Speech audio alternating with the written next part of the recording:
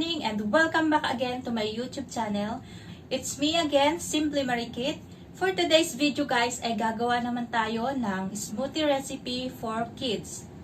Itong smoothie recipe na ito guys ay the best nyong ibigay sa inyong mga kids kasama ng kanilang breakfast and for sure na magugustuhan nila ito. At the same time ay mabibigyan din ito ng magandang nutrisyon ang inyong mga kids. So let's start guys.